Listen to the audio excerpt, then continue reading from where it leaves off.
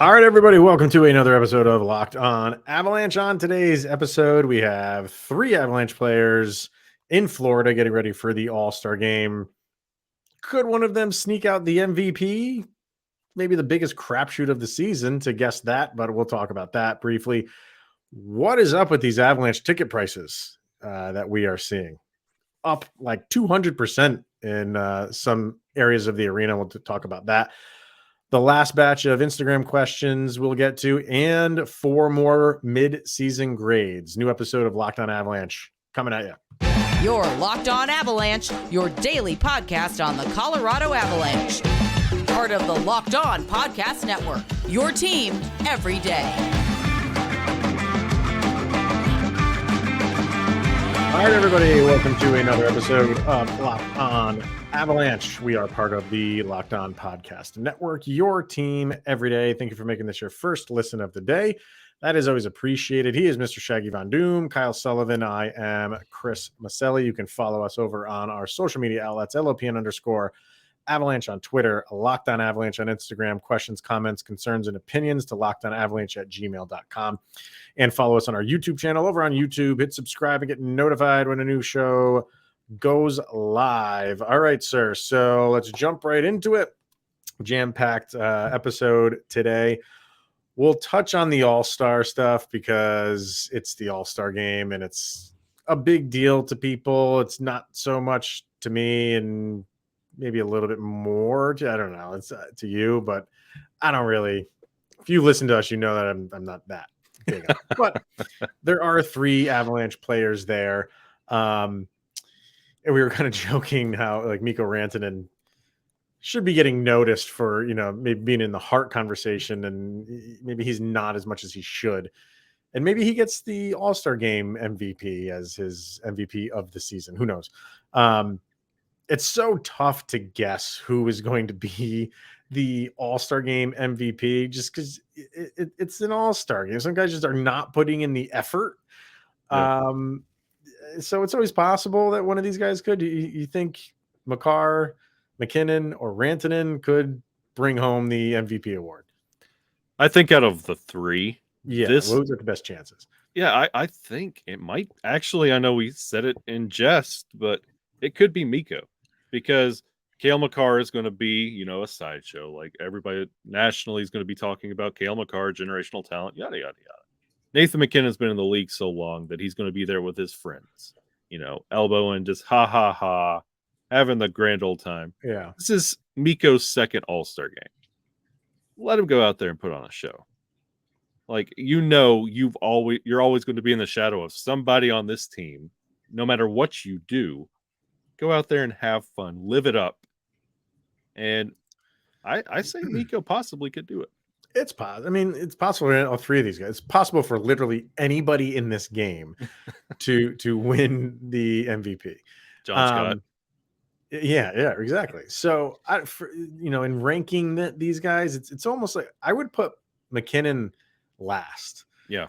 For kind of like what you were saying. I think he's just going to go through the motions. Like in the beginning, just to give people a show, you might see him, the speeding bullet because it's 3-on-3. So there's so much ice. But I think as the game goes on, he's going to settle down and he's just going to enjoy himself.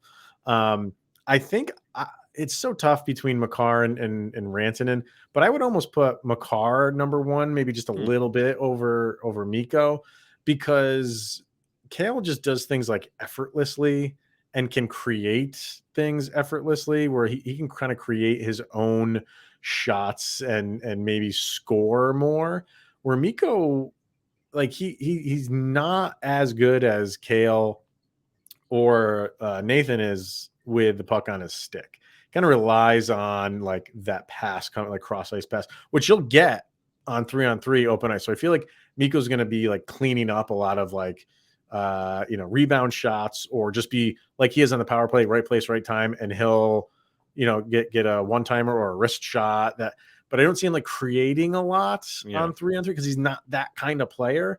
And I don't know. I think he's just going to be there enjoying himself as well. But I kind of feel like Makar is still that young, like buck kind of player where he's going to want to give that show that McKinnon could do for the duration of the game. So I kind of give the little bit lead to Cale Makar.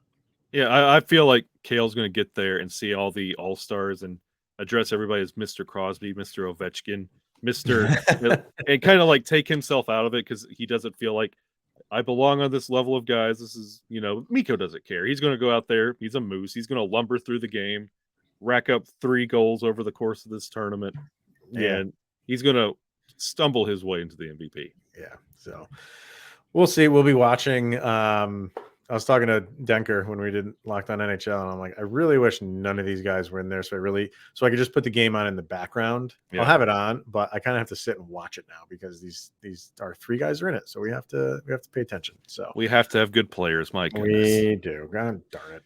Stop being so good. Something that's not so good is I gotta find what's his name, the person who posted about it, but the ticket prices for the Colorado Avalanche from last year to this year, this was for playoff games. They had the chart from last year to this year. I have percentages.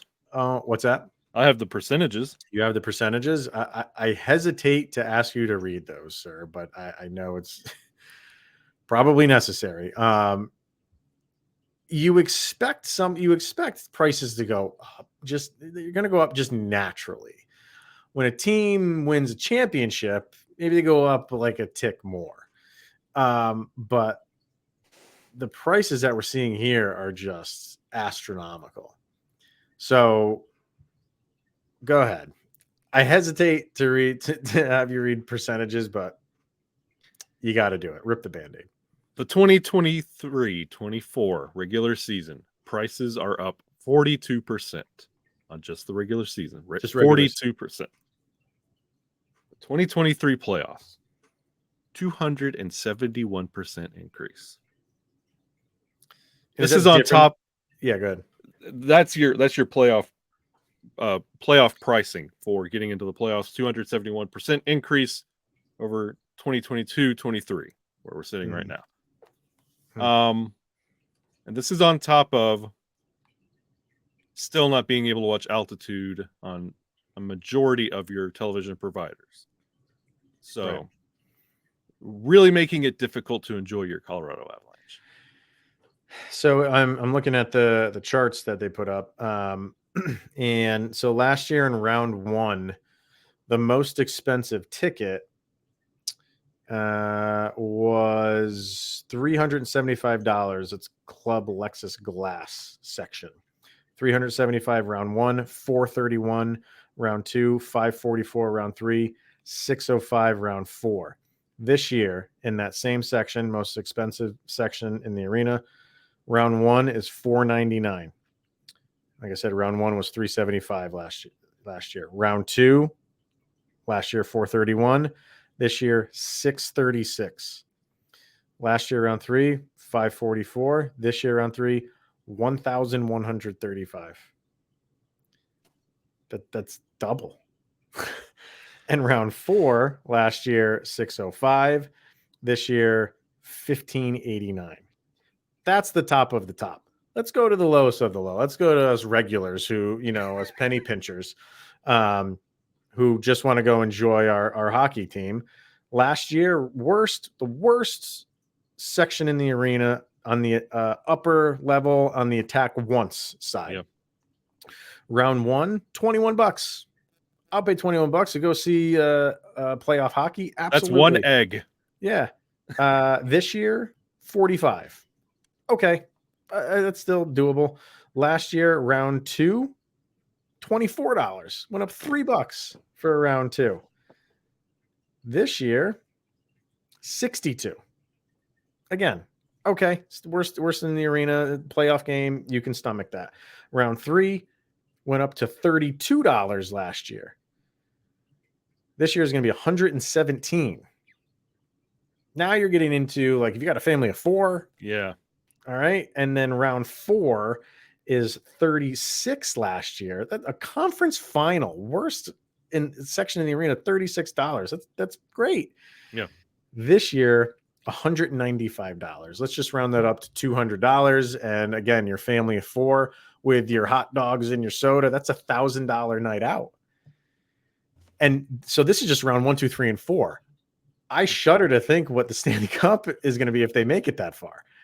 Are we just, and this is in a economy, I don't want to get into politics and stuff like that, where, everybody's like, oh, we could be in the midst of a recession and, Locked on crossfire. Here we go. Yeah. Are we pricing the average Joe and average Jane out of the arena when it comes to playoff hockey right now? Yes, you are. And and it's coming on the heels of pricing out, like you're pricing them out of the arena and pricing their options outside of the arena to the point where viewership is down. You know why? Can't watch it, the blackouts, and you're putting it on a service that you have to pay for, where there are other options that aren't tracked and you don't have to pay for. You are. Yeah, well, that's for, so when you get to the playoffs, it's so confusing. That's the thing. Like, does round 1, is that still on altitude, or yes, as soon as it hits the playoffs, it goes to, I believe we had altitude coverage in round 1. I thought we did too. Maybe I'm wrong on that, but maybe you get it for at least round 1, but maybe thereon after you don't. That's when it goes to TNT, ESPN, and their different avenues. But still, like it's, so for the regular season, if you're in market, like it's tough to watch them. And then when it gets to the playoffs, okay, you can watch them on television finally. But if you wanted to finally go, because playoff hockey is such a big deal, as it goes along, you're priced out of it. Yep. And if you do want to go see, you're in the worst section in the arena. Some people will be like, all right, well, I'll have to deal with that. At least I'm there, and you're in the environment and in excitement. I get all that. But it's just, sports are they're a vacation. And the thing is, this is also becoming a hockey problem. Hockey is becoming more and more and more expensive. Like, you're pricing it to where you can't go to the arena to watch the game. It's getting harder and harder to find it on television, to where the other big 3, you have to intentionally try not to watch it. Now, avoid it. Like, the NFL's on Nickelodeon. Like, for goodness sake, your kids are watching the NFL now, and they're getting commercials for it. I wonder how many casual hockey fans you have to remind this is All-Star Weekend. Like, it's the Pro Bowl weekend. It's everywhere. But, like, hockey is becoming more and more expensive and niche and secluded, and something has to change, because if you want to expand your sport and grow it and make it viable, you start making it viable, because the route we're on right now, like, I know everybody's seen the prices of like concessions in Edmonton, and it's always the meme that goes around of like beer prices, but we have to start addressing this, or you can't complain about your sport starting to die. Yeah. It's tough, man. Like, and you see, I'll be honest with you. Like, if I'm just like flipping through the channels and I see, something, not the Avalanche, just say like the Washington Capitals and like the Florida Panthers, I'm like, oh, that's on television. Like, that's on national television. Like, it genuinely catches me, like, if I'm not prepared for it. And you're right. Like, you can just flip through and you'll just see a basketball game, pro or college, up and down the guide. Yep.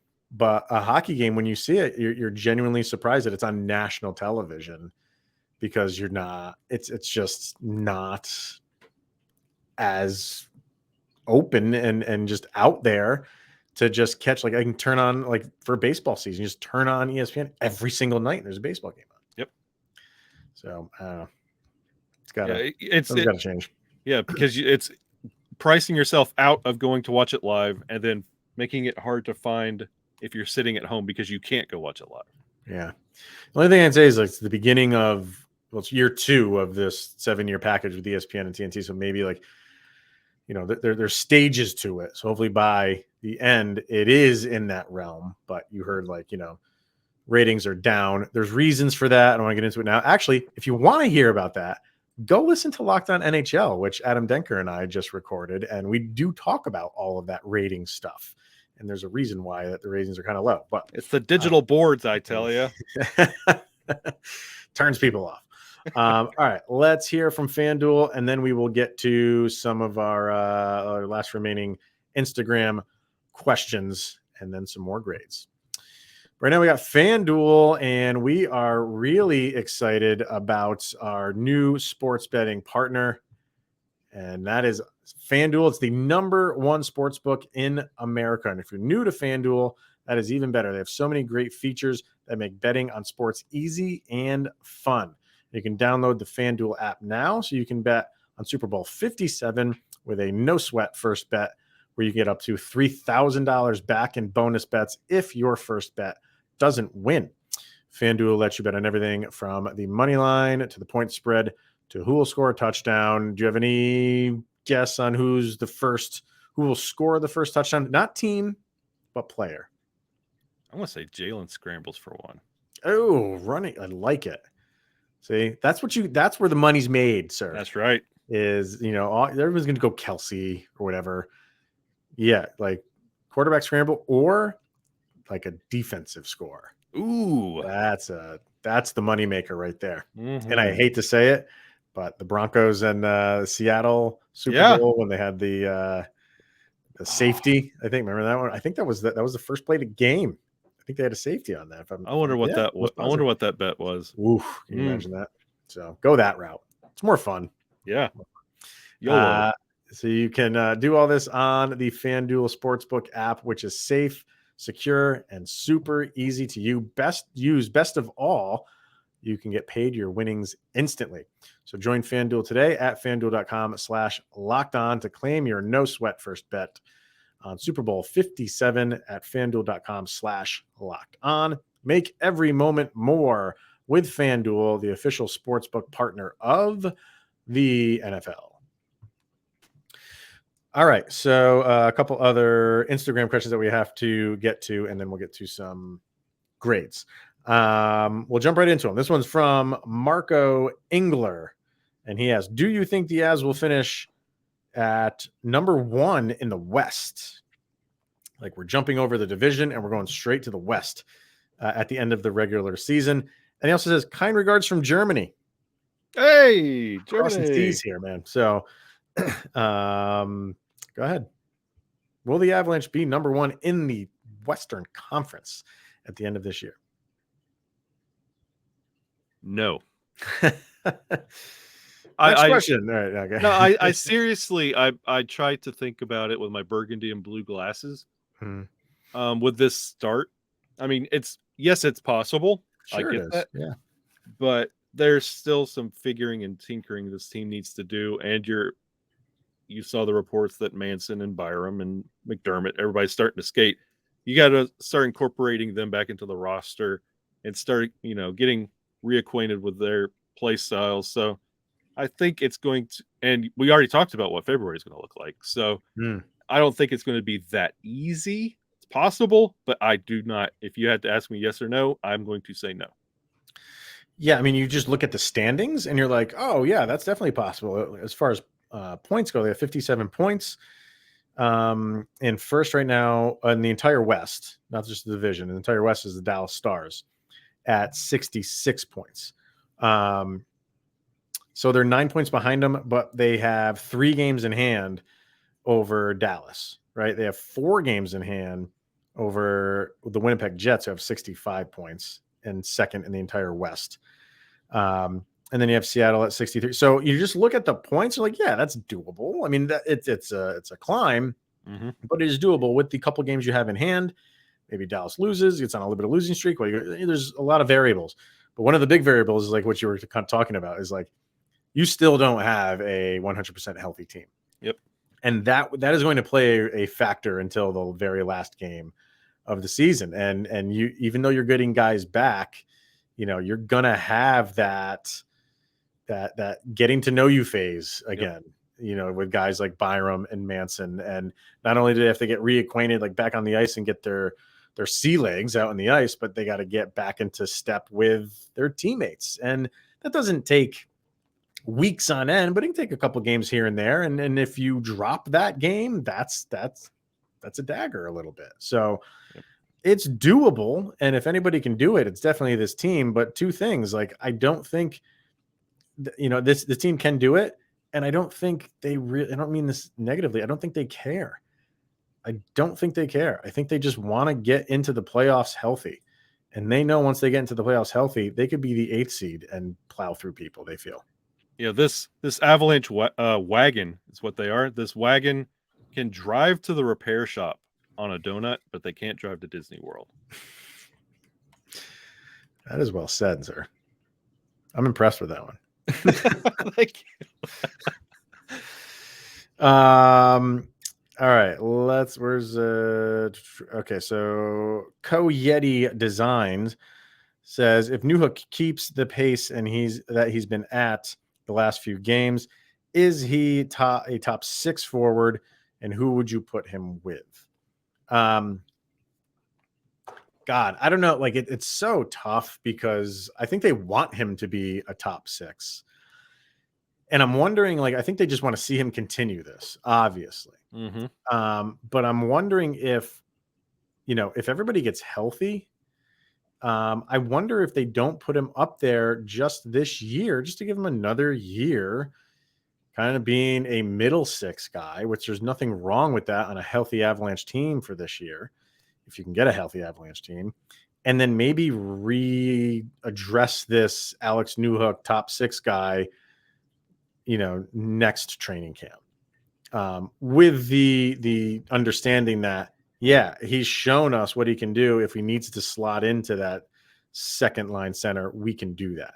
So I think they have the ability to play with this right now and not just anoint him the second line center for the rest of the season, and just see what he does for the rest of this year. If he can continue, like, let's say he does. I say, okay, it took him a little while to get going for this season, but he continued that. Once he did in mid-January, he kept that going for the duration of the season. And maybe next year is where we kind of give him more of a chance to take that role. Interesting. I don't know if I'm that confident, because let's wave the magic wand. Landeskog's healthy. Your top 6 is healthy. Newhook will be the 6th of the top 6, because you got Mikko, Nate, Nuke, Lecky, Landy. That's your top 5. Okay. Like, Newhook. Okay. Well, we can kind of combine this question, okay. Right? So we got Ms. Liz Porter, who I think asked a question a couple of days ago too. Yeah. Once everyone is healthy, how would you construct the top 2 lines? So tell me what you would do. Everybody's healthy. We got everybody's healthy. Landeskog back. We got I was gonna say Bowen Byron, but he's not in the top 6. You know what I mean? No injuries are not a problem. We are made of adamantium. Go ahead. You got Nathan McKinnon, Mikko Rantanen, Arturi Lehkonen, Valeri Nichushkin, Gabe Landeskog. There's your 5. Newhook. Okay. Now we're past the halfway point of the season as well. Also keep that in mind. Do you want Evan Rodriguez as that 6th for that veteran presence? Do you want JT Compher for what he knows and what he's been through as well, also in that 6th spot? Do you give the participation award to Newhook and say, congratulations for all you're doing? Thank you for giving us a solid month. Now you're number 6. Is that enough?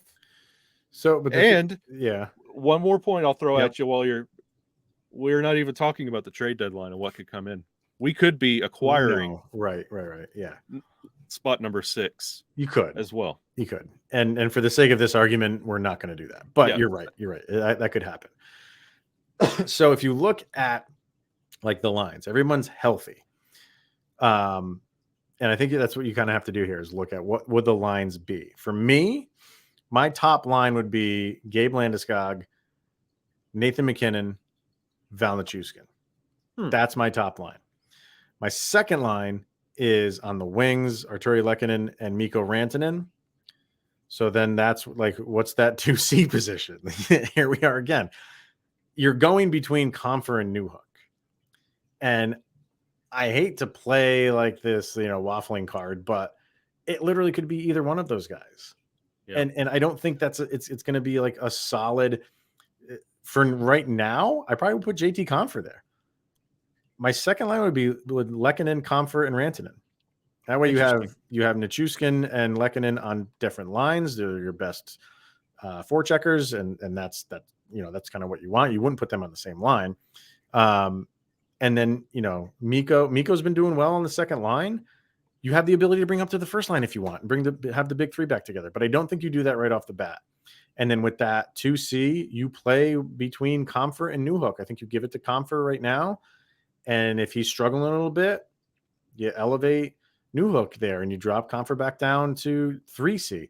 And the interesting thing here is you have Evan Rodriguez running wing on the third line. Yeah.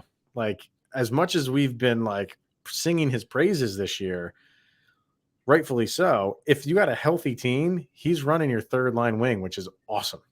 Yep. That's awesome to have. I completely agree with your top six. The only thing I would have done with Landy coming back completely healthy, I'm putting him on that second line. I would have swapped Mikko and Gabe. I would not give him the minutes right out of the gate. I'd put him on that second line and keep Mikko and Nate and Lecky on that top line. They've worked together. They got us to this point. Yeah. I'd put Landeskog on that second line. And I completely understand that. I think for the opposite reason why I would put him on the top line to get him with Nathan McKinnon, get him going. You know what I mean? Like, yeah, I can see that. Throw him to the fire. I can see that. So, yeah.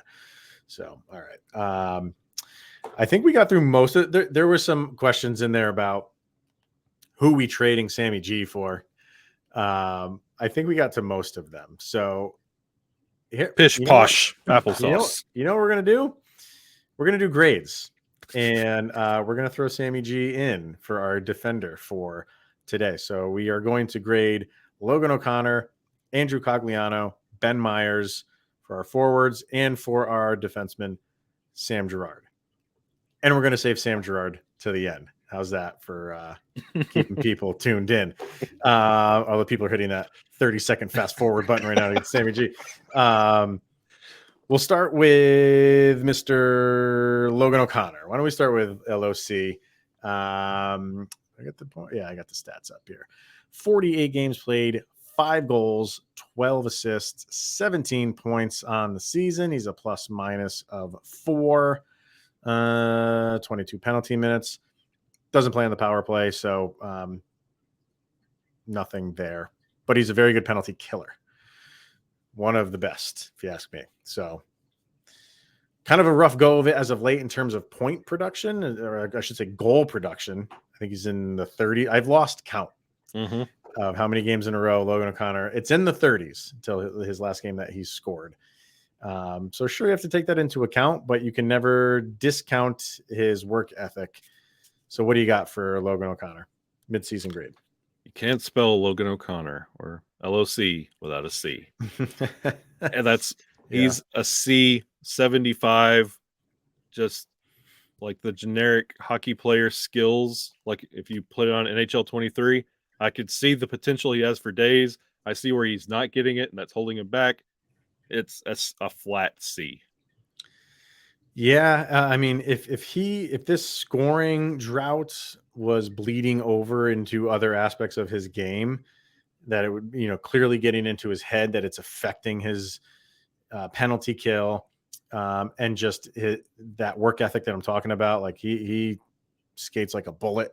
Yep. If you saw it like affecting other parts of his game, you'd bring him down into the C- area. But I feel like because he still has that, everything else is your tried and true Logan O'Connor.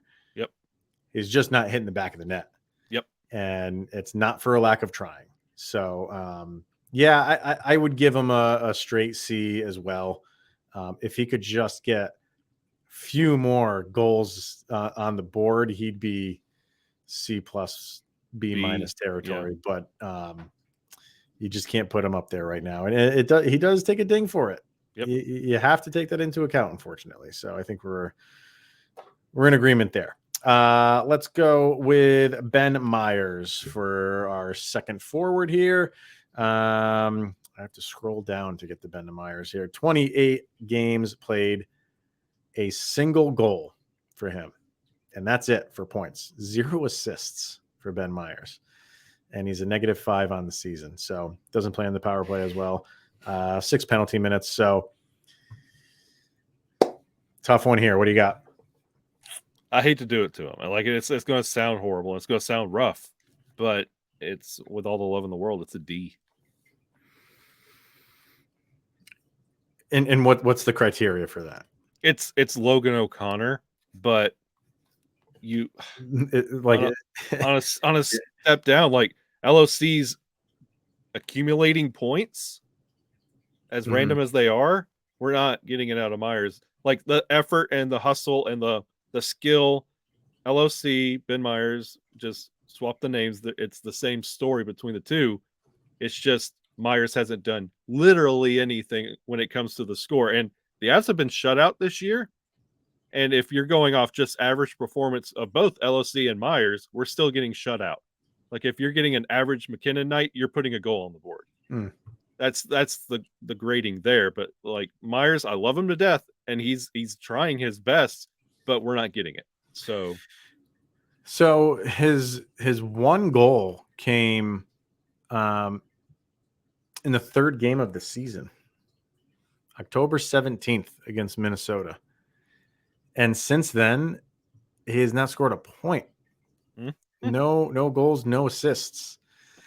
And to me, that's just part of the equation, right? Like, yeah, you're going to take points into account when you're doing these things and kind of grading people and how their season's going. So you're going to take that into account. And just like we did with Logan O'Connor, you take into account all the other, like the intangibles and stuff like that too. And with Ben Myers, you see glimpses of it. And he's just, I still feel like if you just keep just pushing and getting this guy out there, it's gonna click for him. Yep. He's not getting a ton of minutes on the, like we've seen, where he gets like 5-6 minutes of ice time. That doesn't really help him a lot. If he's out there more, he's got more opportunity to score, clearly. Yep.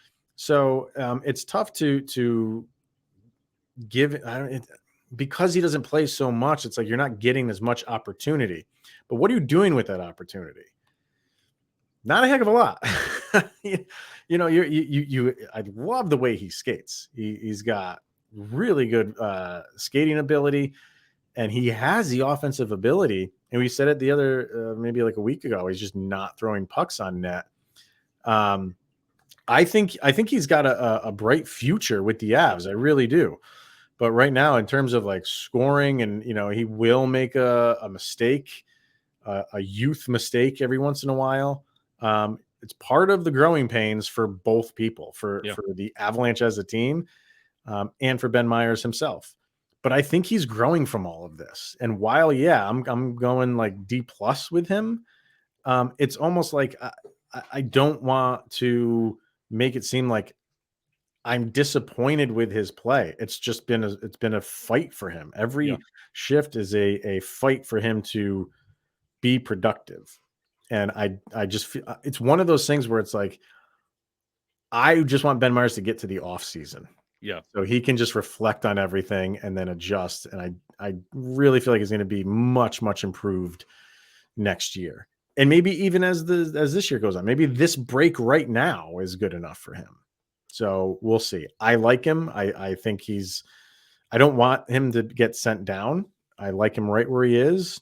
The Avs are winning. Keep letting him learn on the job. I know that's maybe not what people want to hear when you have a championship caliber team, but I think he's worth it. I think he's worth it to take that risk with.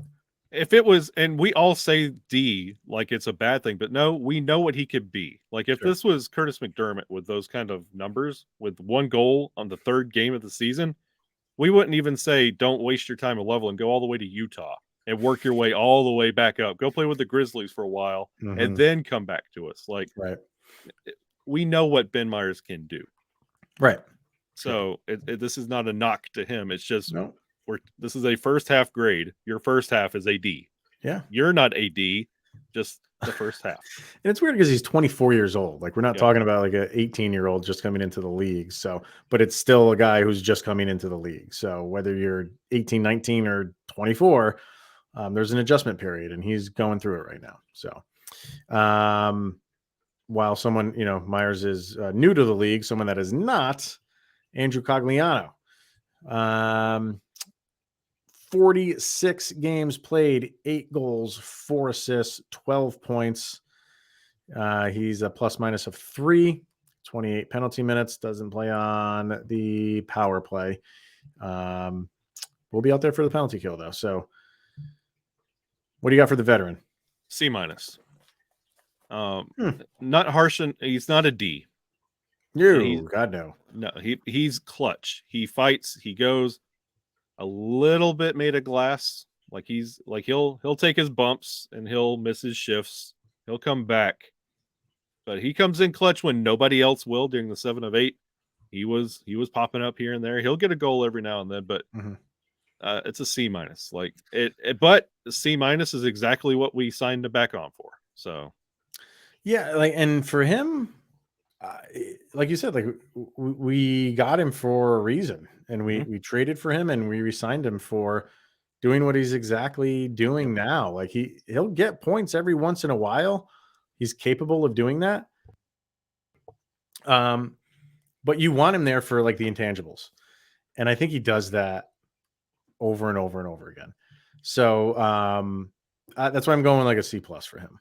I can't put him like low because I just like what he brings to this team. I like the grit he brings to this team. I like the veteran presence he brings to this team. And he just does everything that you ask him to do. And he's not there to be a scoring machine.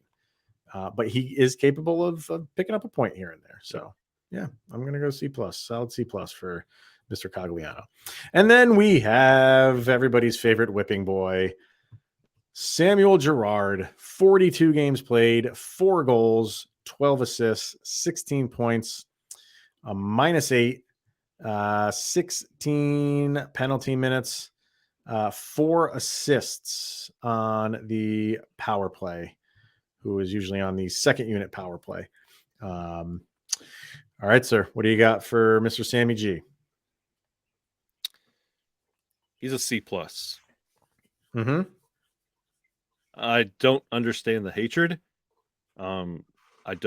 This is not a Sam Girard automatic F, like trade him already. Like I see the tweets like he's so bad. No, he was this bad. He would be in Loveland. If he was as bad as you say every time he touches the puck. He wouldn't be in Loveland because they'd have to put him on waivers and he would get claimed immediately. He's got talent. He's been there for the haul. He's been there day in, day out. He's a C+. Yeah. At his best, he's an A- when he's on all cylinders. Yeah. But got the boys some slack.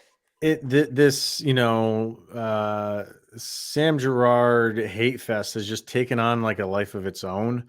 And it's just like, the downside of what can happen when things spread like wildfire, especially on social media. He's blamed for just about everything when things are not going right for the Avalanche. And I'm saying there are times where it's warranted, but it's like we don't place blame on anybody else except for Sam Girard. And when a goal is scored, there's a lot of reasons against the Avalanche. There's a lot of reasons why a goal is scored for the Avalanche. And a lot of times people are looking at the last frame and it's Sam Girard in that frame. Well, what happened during that entire time for that person to get into that position? And a lot of times Sam Girard is the last line of defense, and nobody wants to blame everybody else that this person just skated through with ease, like a hot knife through butter. And we all want to just place all of this blame on Sam Girard's lap. I think it's unfair. I think it's foolish. I think it's just, it's not necessary. I'll say that at the same time as saying, like, I think he does need to play better. Mm-hmm. You know what I mean? This is not the best Sam Girard. We've seen the best Sam Girard. We've seen like everybody loved him a couple of years ago. And, I think it's just taken on a mind of its own to just blame him for everything. And I'm not doing that. I just you're watching a different game than me, and you are actively looking to blame him instead of letting the play happen and really dissecting the play from beginning to end. We're going right to the end and blaming him for everything. I'm with you. I give him a C plus. I say that knowing that he can be better. A lot of people look at the plus minus, and a lot of people are like, don't look at the plus minus. It's a useless stat. I don't think it's useless, but it doesn't tell the whole story. But he is a -8, and that does stand for something. He's not a goal scorer. He's never, but he can facilitate. He's very good on the power play 2 unit. So he has value to this team. And if you want to point to him being undersized, that's fair, but he doesn't play a defensive game like Curtis McDermott does. He plays a different style of defense. He's very good at moving the puck. He's very good at getting the puck out of the zone on clean zone exits. I think we're just too harsh on the guy. And there's some people who are agreeing with me right now, and there's some people who are, probably get into a car accident because they're not paying attention to the road right now. But I say both things. Like I don't put so much blame on him, but does he need to play better? Sure, he does, but not to the effect of like get rid of him. I will always say this, that if the Avalanche eventually get rid of him, it's cap reasons. It's not production reasons. So I'm with you on a C+ for Sam Girard. It boils down to the fact that you're never going to diss the guy that's on the back of your jersey that you're wearing at home watching the game or in the arena. Like, he's surrounded by household names. He's the easy guy to pick out. You're never going to say Cale Makar messed up, EJ did this. No, you're not going to criticize the forwards. My word, why would you do that? Yeah. So he's not the fall guy. Y'all have to leave him alone, and for the love of God, quit bringing signs to games saying trade the man. That's ridiculous. Embarrassing. So all right. That will wrap it up for today and for this week. I think we still have a couple. Yeah, we still have some people to get to in our goalies. We haven't got to the goalies yet. So we got, some defenders and a few more forwards and some goalies. So we'll get to all these guys before the Avalanche hit the ice again against Pittsburgh next week. But that'll wrap it up for today, everybody. Thank you for tuning in and making this your first listen of the day. That's always appreciated. Comment away over on YouTube or on our social media outlets. And it's been fun. So we'll catch you guys. Enjoy the All-Star game. We'll be back on Monday to discuss all of that and then some. So he is Mr. Shaggy Von Doom, Kyle Sullivan. I am Chris Maselli, and this is the Locked On Avalanche podcast. Enjoy the weekend. We'll see you guys next week.